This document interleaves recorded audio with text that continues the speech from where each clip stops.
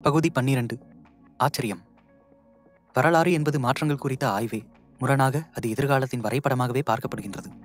Stanford பேராசிரியர் Scott Sagan ஒரு முறை குறிப்பிடும்போது, பொருளாதாரம் மற்றும் முதலீடு குறித்த பார்வையுடையோர் தங்கள் சுவர்களில் அதுவரை எப்போதுமே நடந்திராத நிகழ்வுகளே ஒவ்வொரு முறையும் நிகழ்கின்றன என்ற பொன்மொழி எழுதப்பட்ட பதாகைகளை மாட்டி வைத்துக் கொள்ளுதல் வேண்டுமென்றார்.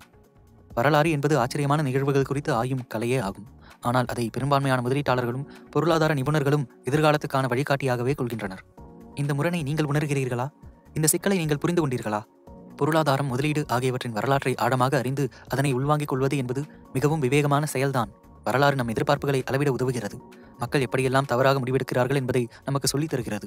ஓரளவிற்கு எது சரியாக நடக்கும் என்பதற்கான வழிகாட்டியாகவும் உள்ளது. ஆனால் அது எந்த வகையிலும் எதிர்காலத்தின் வரைபடமாகாது. பெரும்பான்மையான முதலீட்டாளர்கள் மாட்டிக்கொள்ளும் பொறி என்னவென்றால், வரலாற்று அறிஞர்களை ஆருடம் பார்ப்பவர்களாக அடையாளம் காண்பதே. வரலாற்று ஆருடம் என்று நான் குறிப்பிடும் அந்த மயக்க நிலை இதுதான். நவீனமயமாக்கலும் மாற்றங்களுமே முதன்மையாக இருக்கப் போகும் எதிர்காலத்தின் சூழல்களின் வலிமையை கடந்த காலத்து புள்ளியியல் தரவுகளை கொண்டு அறிய விழைதல். இந்த முறையை பின்பற்றும் முதலீட்டாளர்களை மட்டுமே குறை சொல்ல இயலாது. முதலீடு என்பதை முழுக்க முழுக்க அறிவியல் பாடமாகவே நாம் கருதினால் வரலாறே அதற்கான மிக பொருத்தமான வழிகாட்டியாய் அமையக்கூடும். புவியியல் வல்லுநர்கள் பில்லியன் ஆண்டுகளுக்கு முந்தைய தரவுகளின் அடிப்படையிலேயே பூமி எப்படியெல்லாம் இருக்கும் என்பதை குறித்து படிமங்களை வரையறுக்கிறார்கள். வானவியல் வல்லுநர்களும் அப்படித்தான் செயல்படுகிறார்கள். மருத்துவர்களும் அப்படியே. 1020ஆம் ஆண்டில் எப்படி செய்யப்பட்டதோ அதே வழிமுறைகளில்தான் 2020ஆம் ஆண்டிலும் சிறுநீரக அறுவை சிகிச்சை செய்கிறார்கள். ஆனால் முதலீடு என்பது அறிவியல் துறை ஆகாது. அது மிக அதிக அளவிலான மக்கள் தங்கள் வாழ்வாதார நிலையையே தாக்குதலுக்குட்படுத்தும் காரணிகளை குறித்த மிக மிக குறைந்த அளவிலான தரவுகளை கொண்டு முடிவுகளை மேற்கொள்ளும் துறையாகும். அத்தகைய நிலை அறிவுடையோர்களையே பதட்டம், பேராசை, பயம் ஆகிய நிலைகளுக்குள் தள்ளக்கூடியது. மூத்த இயற்பியல் வல்லுநரான ரிச்சர்ட் பென்மேன் ஒரு முறை குறிப்பிடும்போது, கற்பனை செய்து பாருங்களேன், எலக்ட்ரான்களுக்கு உணர்வு என்று ஒன்று இருந்திருந்தால் இயற்பியல் எவ்வளவு கடினமாக இருந்திருக்கும் என்று என்கிறார். ஆம், முதலீட்டாளர்களுக்கு அவர்களுக்கே ஆன உணர்வுகள் உள்ளன. அவர்களுள் ஒரு சிலருக்காவது. அதனால்தான் அடுத்து அவர்கள் என்ன செய்யப் போகிறார்கள் என்பதை நம்மால் அறுதியிட்டு நம்மால் கூற இயலவில்லை. பெரும்பான்மையாக அவர்கள் அதற்கு முன்னர் என்ன செய்தார்கள் என்பதை பொறுத்து அவர்களுடைய அணுகுமுறை அமைகின்றது. பொருளாதாரத்தின் அடிப்படை மாற்றம் என்பதே மாறாதது என்பதுதான். ஏனென்றால் கண்ணுக்கு புலப்படாத இயற்கை எந்த ஒன்றையுமே நல்லதாகவோ அல்லது கெட்டதாகவோ தொடர்ந்து கால எல்லை இல்லாமல் இருக்க விடுவதில்லை. முதலீட்டாளர் பில் போர்னர் ஒரு முறை சந்தை எப்படி என்பது குறித்து கூறும்போது, அது வேலை நேரத்தில் முதலாளித்துவத்தை பற்றி கொண்டும் டி-ஷர்ட்டை அணிந்து கொண்டும் பெரிய சம்மட்டியை கையில் ஏந்தியபடியும் இருக்கும் விசித்திர பிறவி. இப்படி கூறுகிறார். சில குணங்கள் தொடர்ந்து நீண்டகால பழக்கமாகவே இருக்கலாம். எனவே வரலாற்று வல்லுநர்களை நாம் ஆருடம் சொல்பவர்களாக கருதக்கூடாது. பொதுவாக மக்கள் தங்களுக்காக சொல்லிக் கொள்ளும் கதைகளும் பொருள் குறித்த அவர்களுடைய விளைவுகள் ஆகியவையே பணத்தோடு சம்பந்தப்படுத்தப்படும் காரணிகளாக அமைகின்றன. இத்தகைய காரணிகள் இன்னும் குறைந்த பாடில்லை. கலாச்சாரத்துக்கும் தலைமுறைகளுக்கும் ஏற்ப இவை மாறிக்கொண்டே இருக்கின்றன. எப்போதும் அவை மாறித்தான் வந்து கொண்டிருக்கின்றன. எதிர்காலத்திலும் மாற்றத்தை தான் அடையும். பணம் சம்பந்தப்பட்டது என்றால் சில மனிதர்களை தலைக்கு மேல் தூக்கி வைத்துக் கொள்வது என்பது நமக்கு வாடிக்கையாகிவிட்டது. சில அனுபவங்களை அடைவதால் மட்டுமே எதிர்காலத்தில் என்ன ஏற்படும் என்பதை கணிக்கும் திறமை நமக்கு வந்துவிடாது. உண்மையை சொல்லப்போனால் அப்படி எப்போதுமே நிகழ்வதில்லை. ஏனென்றால் அனுபவங்கள் ஒருவருக்கு தேவைக்கு அதிகமான நம்பிக்கையை வளர்த்து விடுகிறதே தவிர எதிர்காலத்தை கணிக்கும் திறமையை அல்ல. முதலீட்டாளர் மைக்கேல் பட்னிக் இது குறித்து ஒரு முறை மிக தெளிவாக கூறியுள்ளார். 40 ஆண்டுகளுக்கு மேலாக வட்டி விகிதத்தில் ஏதும் மாற்றமில்லை.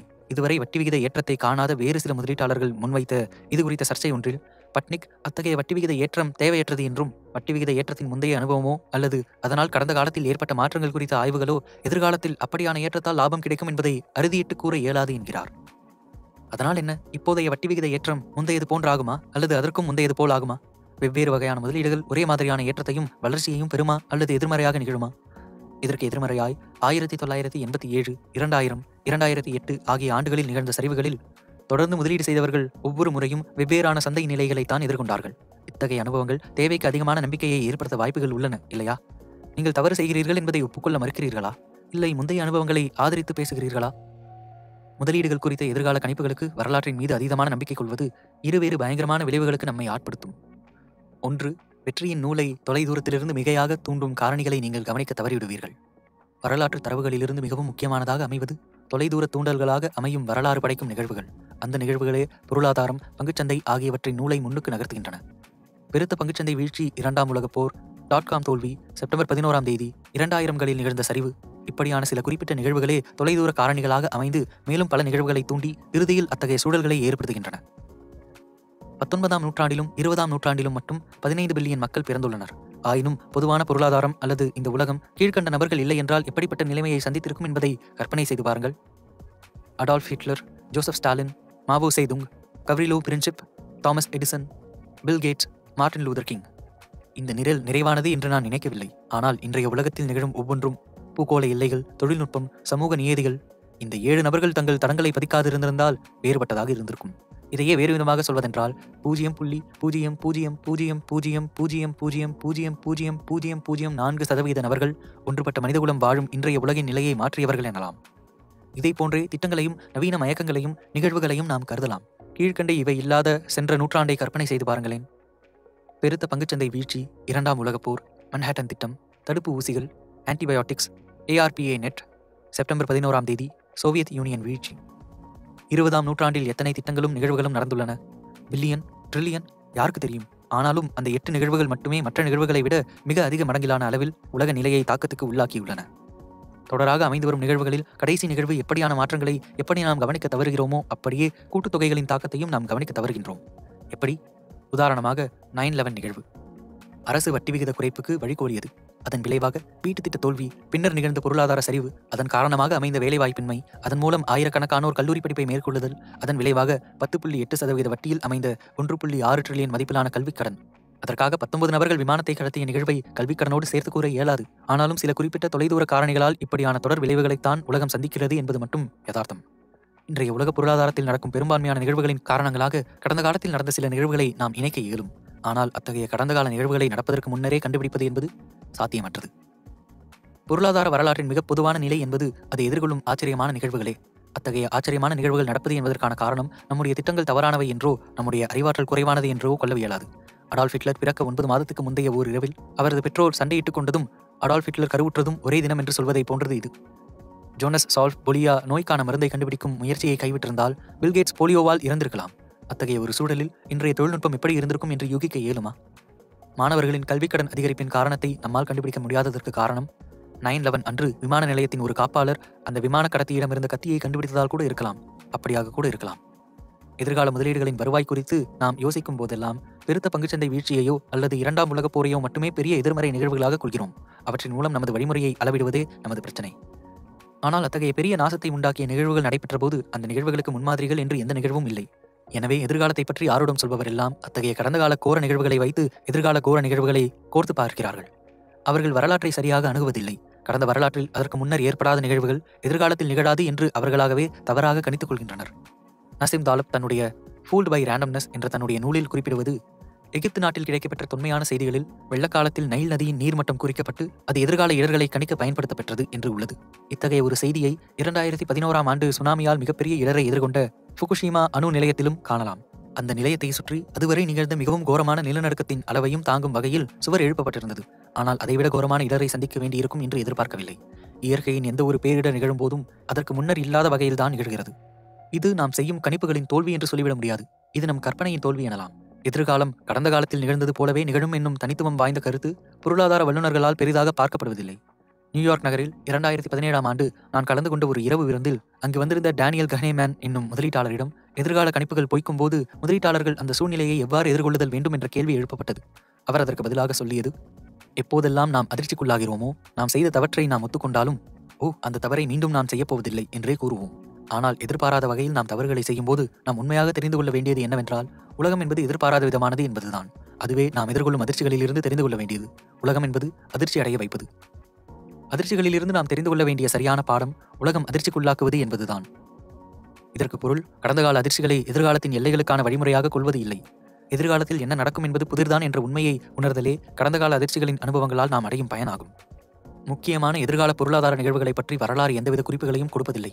நடக்கும் அத்தகைய ஒவ்வொரு நிகழ்வும் இதற்கு முன்னர் நிகழாதவையே ஆகும். முன்னர் நிகழாதவை என்னும் காரணத்தினாலேயே அதை எதிர்கொள்ள நாம் தயார் செய்து கொள்வது என்பது சாத்தியமில்லை.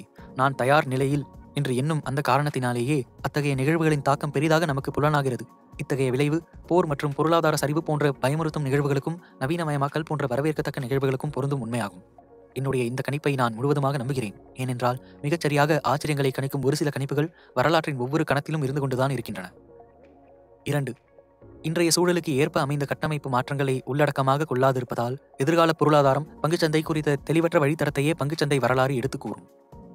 நிகழ்ந்த மிக பெரும் நிகழ்வுகளை காண்போம். 401k திட்டம் 42 ஆண்டுகள் பழமையானது. ரோத் IRA திட்டம் 1990ஆம் ஆண்டு தொடங்கப்பட்ட புதிய திட்டம். எனவே இன்றைய நாட்களில் அமெரிக்கர் தங்களின் ஓய்வு காலத்துக்காக எப்படி சேமிக்கிறார்கள் என்பது குறித்த சுய பொருளாதார ஆலோசனை மற்றும் ஆய்வுகள் நெடுங்காலத்துக்கு முன்னர் தொடங்கப்பெற்ற இத்தகைய திட்டங்களின் பகுதியாக அமைந்திருக்க வாய்ப்பில்லை. இன்று நமக்கு பல வழிமுறைகள் உள்ளன. மாற்றங்கள் வசதியை ஏற்படுத்தியுள்ளன. உதாரணத்துக்கு புது தொழில் முதலீடுகள் குறித்து ஆய்வும். இந்த முறை கடந்த 25 ஆண்டுகளாக மட்டுமே நிகழும் ஒரு முறை. இன்றைய சூழலில் ஒற்றை புது தொழில் முதலீட்டு நிதியங்கள் உள்ளன. அத்தகைய நிதியங்கள் முந்தைய காலத்தின் மொத்த தொழிற்சாலைகளின் மதிப்பை விட அதிக மதிப்பை கொண்டவை. நைக் நிறுவனத்தின் நிறுவனர் ஃபில் நைட் நினைவு கூறுகிறார். புது தொழில் முதலீடு என்றெல்லாம் அப்போது கிடையாது. ஒரு திடமான மனம் கொண்ட தொழில் ஆர்வலர் தொழிலை தொடங்க நிதி திரட்ட வேண்டுமானால் அவருக்கு ஒரு சில வாய்ப்புகளே இருந்தன. அவையும் எதிர்காலம் குறித்த நம்பிக்கை ஏதுமற்ற இடர்களை குறித்து பயந்து கொண்டிருக்கும் வாய்ப்புகளே இருந்தன. அதாவது வங்கிகளே அத்தகைய வாய்ப்புகள். இதன் மூலம் நாம் அறியும் செய்தி, சில தலைமுறைகளுக்கு முன்னர் புது தொழில் தொடங்க தொழில் ஆர்வலர்களுக்கு தேவையான பொருளாதார முதலீட்டு வாய்ப்பு முறைகள் மிகவும் புராதனமானவைகளாகவே இருந்தன. இன்றைய நிலையில் நாம் அறிந்து கொள்ள நினைக்கும் முதலீட்டு சுழற்சி மற்றும் புது தொழில் நினைவு தோல்விகள் போன்றவற்றை குறித்து ஆழமான வரலாறுகள் இல்லை. ஏனென்றால் இன்றைய நிலையில் நிறுவனங்கள் பெரும் நிதி அமைப்பு முறை என்பது மிகவும் வரலாறு படைக்கும் புரட்சிகரமான ஒன்றாகும். இல்லை என்றால் பொதுச்சந்தையை உதாரணமாக எடுத்துக்கொள்ளுங்கள். S&P 500 குறியீட்டு திட்டம் 1976ஆம் ஆண்டு வரை நிதி பங்குகளை சேர்த்துக் கொண்டதில்லை. ஆனால் இன்றைய நிலையில் நிதி பங்குகளின் பங்கு ஏறக்குறைய 16%. தொழில்நுட்ப பங்குகள் என்பவை 50 ஆண்டுகளுக்கு முன்னர் அறவே அறியப்படாதவைகளாகவே இருந்தன. இன்றைய நிலையில் அவை குறியீட்டு திட்டத்தில் 5இல் 1 பங்கை பெற்றுள்ளன. கணக்கியல் முறைகளும் காலத்திற்கு ஏற்ப மாற்றங்களை கண்டுள்ளன. அதைப் போலவே முதலீட்டாளர்களின் கணக்கு காட்டும் முதலீடுகள், தணிக்கை முறை, சந்தையின் பணப்பெருக்கம் ஆகியவையும் பெருத்த மாற்றங்களை பெற்றுள்ளன. காலத்துக்கு காலம் மாற்றங்கள் தொடர்கின்றன. அமெரிக்க தொழில் மந்தநிலைகளின் பரவல் கடந்த 150 ஆண்டுகளில் மிக பெரும் அளவில் மாற்றத்தை கண்டுள்ளது. 1800களில் இருந்த சராசரி தொழில் மந்தநிலை 2 ஆண்டுகளாக இருந்தது. அது கடந்த 20ஆம் நூற்றாண்டில் தொடக்கத்தில் 5 ஆண்டாக இருந்தது. தற்போது கடந்த அரை நூற்றாண்டாக அது 8 ஆண்டுகளாக உள்ளது. நான் இந்த நூலை எழுதும்போது 2007ஆம் ஆண்டு தொடங்கிய மந்தநிலையை அடுத்த 12 ஆண்டுகளுக்கு பிறகான மந்தநிலையை காண்கிறோம். இதுவே வரலாற்றின் மிக நீண்ட இடைவெளிக்கு பின் ஏற்படும் மந்தநிலையாகும். மந்தநிலைகளுக்கு இடையேயான இடைவெளி ஏன் அதிகரித்துக் கொண்டே வருகிறது என்பது குறித்த பல கோட்பாடுகள் உள்ளன. அவற்றுள் ஒன்று, மைய அரசு தொழில் சுழற்சிகளை நிர்வகிப்பதில், அவற்றை நீட்டிக்க செய்வதில் திறமையாக செயல்படுகின்றது. மற்றொரு உண்மை, கனரக தொழில்கள் இத்தகைய தொழில் சுழற்சிகளின் தாக்குதலுக்கு அதிகம் உட்படுகின்றன. ஆனால் கடந்த 50 ஆண்டுகளில் சேவை நிறுவனங்களே பெரும் பங்காற்றுகின்றன. நாம் கொண்டிருக்கும் நம்பிக்கையற்ற பார்வை பொருளாதார மந்த நிலைகள் அரிதாகவே வருகின்றன என்பதாகும். ஆனாலும் அவை அமையும் போது அதுவரையில் இல்லாத தாக்கத்தை ஏற்படுத்தக்கூடியதாகவே அமைகின்றன. நம்முடைய வாதத்திற்கு அத்தகைய மாற்றங்களின் காரணங்கள், மூலங்கள் குறித்த தேவையில்லை. மாற்றங்கள் ஏற்படுகின்றன என்பதுதான் நம் வாதத்திற்கு தேவை. இத்தகைய நிகழ்வுகள் எப்படி வரலாறு படைக்கும் மாற்றங்களை ஏற்படுத்துகின்றன என்பதை காட்ட எல்லோராலும் அதிக திறமை கொண்ட முதலீட்டாளர் என்று கருதப்படும் பெஞ்சமின் கிரஹாம் குறித்து காண்போம். கிரஹாம் எழுதிய த இன்டெலிஜென்ட் இன்வெஸ்டர் என்ற நூல் ஆய்வு என்பதை விட மேலானது. அது முதலீட்டாளர்கள் சில அர்த்தமுள்ள பொருளாதார முடிவுகளை எடுக்க உதவ செயல்முறைப்படுத்தும் வகையில் அமைந்த சில சூத்திரங்களையும் எடுத்துக் கூறுகிறது. நான் இளைஞனாக இருக்கும்போது என்னுடைய முதல் முதலீட்டுக்காக கிரஹாம் எழுதிய அந்த நூலை படித்திருக்கிறேன். அந்த நூலில் அளிக்கப்பட்டிருந்த சூத்திரங்கள் யாவும் என்னை கவர்ந்தன. ஏனென்றால் அவை ஒவ்வொன்றும் எப்படி படிப்படியாக நாம் செல்வந்தராக ஆகலாம் என்பதற்கான சூத்திரங்கள். அவற்றை அப்படியே பயன்படுத்தலாம். அவ்வளவு எளிதான ஒன்றாகவே அது என் பார்வைக்கப்பட்டது. அந்த சூத்திரங்களை நாம் பயன்படுத்த தொடங்கினால் சில உண்மைகள் தெரியவரும். அவற்றுள் சில கண்டிப்பாக எதிர்பார்த்த பலன்களை தருகின்றன. ஒரு நிறுவனத்தின் மொத்த சொத்துகளின் மதிப்பை விட குறைவான மதிப்பில் விற்கப்படும் பங்குகளை வாங்க அந்த நூல் பரிந்துரைக்கிறது. அதாவது வங்கிகளில் இருக்கும் பண மதிப்பிலிருந்து அந்த நிறுவனத்துக்கு இருக்கும் கடன்களை கழித்துவிட்டு பெரும் மதிப்பு. இது மிகவும் சரியாகத்தான் தெரிகிறது. ஆனாலும் சில பங்குகள் அத்தகைய குறைந்த மதிப்பில் விற்கப்படுவதில்லை. இதில் புள்ளியியல் குற்றங்களில் ஈடுபடும் பென்னி பங்குகள் என்று அழைக்கப்படும் பங்குகள் கணக்கில் வராது. கிரஹாம் இன்னொரு கோட்பாட்டின்படி மரபு வழியில் முதலீடு செய்யும் முதலீட்டாளர்கள் அதன் கணக்கு மதிப்பை விட 1.5 மடங்கு அதிக மதிப்பில் விற்கப்படும் பங்குகளை வாங்கக்கூடாது என்று பரிந்துரைக்கிறார். இந்த கோட்பாட்டை நீங்கள் பயன்படுத்தி இருந்தால் கடந்த 10 ஆண்டுகளில் காப்பீடு மற்றும் வங்கி பங்குகளை விட வேறெந்த பங்குகளையும் நீங்கள் சேர்த்திருக்க இயலாது. இதுதான் சரி என்னும் முத்திரை இங்கே எதற்கும் இல்லை. தி இன்டெலிஜென்ட் இன்வெஸ்டர் என்னும் நூல் முதலீடு குறித்து வெளிவந்த நூல்களிலேயே மிகவும் சிறந்த ஒன்றாகும். என்றாலும் கிரஹாம் கொடுத்த சூத்திரங்களை பயன்படுத்தி முதலீடு செய்து வெற்றி பெற்றதாக கூறும் எந்த ஒரு முதலீட்டாளரையும் நான் இதுவரை சந்தித்ததில்லை. வேறெந்த நூலிலும் சொல்லப்படாத கருத்துக்களை கொண்டு அந்த நூல் அறிவார்ந்த தரவுகளை உள்ளடக்கியதுதான். ஆனாலும் எப்படி முதலீடலாம் என்பதற்கான வழிமுறை என்பது எப்போதுமே கேள்விக்குறிக்குள்ளாகும் ஒன்றுதான். நடப்பது என்ன? கிரஹாம் வெறும் வாய்ச்சொல் வீரர் தானா? அவருடைய சூத்திரங்கள் பயனற்றவையா? அப்படியெல்லாம் இல்லை. அவரே மிக பெரும் வெற்றியடைந்த முதலீட்டாளர். ஆனாலும் அவர் நடைமுறைக்கேற்றவாறு முடிவெடுப்பவர். அவர் ஒரு உண்மையான முரணாளி. அவர் தன்னோடு ஒட்டிக்கொள்ளும் அளவிற்கு தன்னுடைய முதலீட்டு முறைகளை கையாண்டவர் அல்லர். அவர் கோட்பாடுகளை பின்பற்றும் பலர் அந்த கோட்பாடுகளை மிகவும் பிரபலப்படுத்தும் அளவிற்கு தங்கள் முடிவெடுக்கும் திறமையை இழந்தவர்கள். அந்த நூலின் புதிய பதிப்பில் கிரஹாம் குறிப்பிடுவதாக கூறும் ஜெசோன் ஷ்விக், கிரஹாம் தன்னுடைய கோட்பாடுகளை தொடர்ந்து பரிசோதனைகளுக்கு உள்ளாக்கி மீண்டும் மீண்டும் அந்த கோட்பாடுகளில் அவர் கொண்டிருந்த அனுமானங்களை சோதித்து அதன் மூலம் எது செய்கைக்கு உதவும் என்பதை குறிப்பிடுகிறார். எது நேற்று பயன்பட்டது என்பதை அன்று, எது இன்று பயனுக்குரியது என்பதை மட்டுமே அவர் குறிப்பிடுகிறார். தி இன்டெலிஜென்ட் இன்வெஸ்டர் நூலின் ஒவ்வொரு திருத்திய பதிப்பிலும் முந்தைய பதிப்பில் தான் கூறிய சூத்திரங்களை மறுத்து புதிய சூத்திரங்களை தந்திருக்கிறார் கிரஹாம். மேலும் முன் சொன்னவை இனிமேல் காரியத்துக்கு உதவாது என்றோ அல்லது எப்படி முன்னர் அவை பயன்பட்டனவோ அப்படி இனிமேலும் பயனுக்காகாது என்றோ குறிப்பிடுகிறார். அந்த பதிப்பில் வழங்கும் சூத்திரங்கள் யாவும் அப்போதைக்கு பயனளிக்கக்கூடியன என்பதையும் பிரகடனப்படுத்துகின்றார். கிரஹாம் குறித்த சர்ச்சையில் பொதுவாக அவர் மீது வைக்கப்படும் குற்றச்சாட்டு 1972ஆம் ஆண்டு பதிப்பில் இடம்பெற்ற அத்தனை சூத்திரங்களும் பயனற்றவை என்பதே. அத்தகைய குற்றச்சாட்டுகளுக்கு சரியான பதில், ஆம், அவை அப்படித்தான். அவை 1965ஆம் ஆண்டு பதிப்பில் இருந்த சூத்திரங்களை மாற்றி அமைத்தன. அது அதற்கு முந்தைய 1954ஆம் ஆண்டு பதிப்பில் வந்த சூத்திரங்களை மாற்றி எழுதியவை. அவை அதற்கு முன்னர் 1949ஆம் ஆண்டின் பதிப்பில் தான் வெளியிட்ட சூத்திரங்களின் மாற்று வடிவுகளே. இவை யாவும் 1934ஆம் ஆண்டு செக்யூரிட்டி அனாலிசிஸ் என்ற சஞ்சிகையில் முதன்முதலாக பதிவு செய்த சூத்திரங்களின் மாற்றங்களே என்பதுதான். 1976ஆம் ஆண்டு கிரஹாம் மறைந்தார்.